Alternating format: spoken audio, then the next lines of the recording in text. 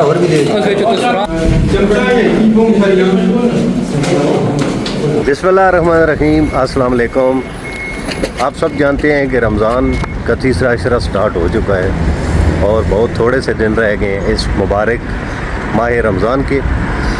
अल्लाह ताला आप सब की जायज़ हाजात और तमाम दुआओं को कबूल फरमाए अपनी बारगाह में। आज का व्लॉग बहुत मज़ेदार होने वाला है। आप जानते हैं कि परदेश में ऐसे बहुत कम मौके मिलते हैं कि अपने गांव के लोग या दोस्त अहबाब किसी एक जगह पे इकट्ठे हों या मिल के कोई गेट टुगेदर हो या कुछ खाने पीने का इंतज़ाम हो।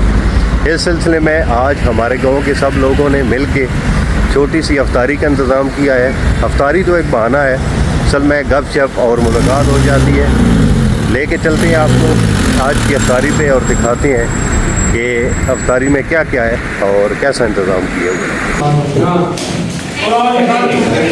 माशाल्लाह जी माशाल्लाह।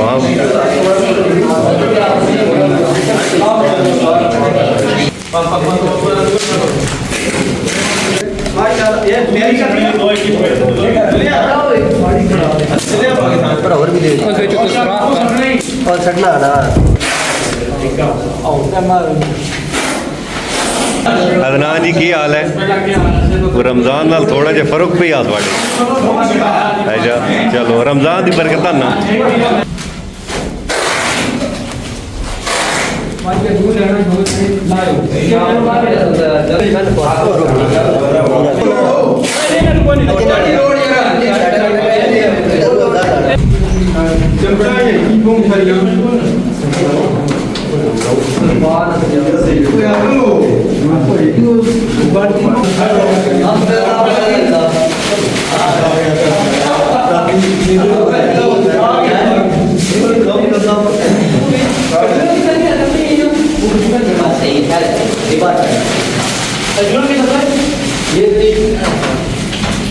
सुहाग जी सुनाओ फिर तो भी ठीक है ना। सुहाड़ा गिले ही रहा विलाग भी वड़ते हैं आज वेख के नो पूरे दे पूरे आए पे हो।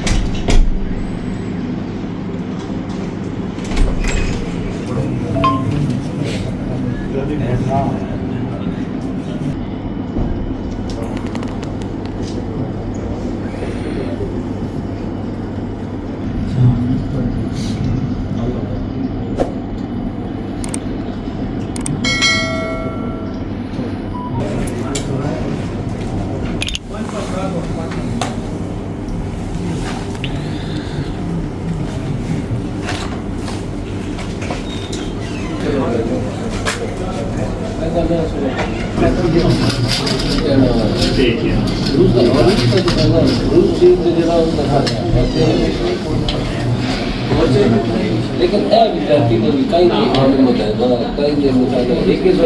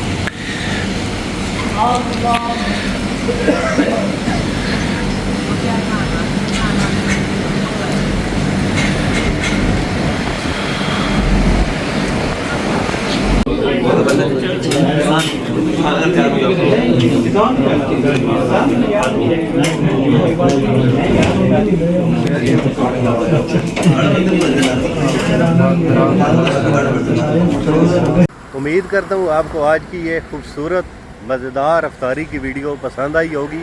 अगर वीडियो पसंद आए तो वीडियो को लाइक और चैनल इसहाक बिलाग को सब्सक्राइब कर दें। मिलते हैं नेक्स्ट वीडियो में, तब तक दीजिए इजाज़त।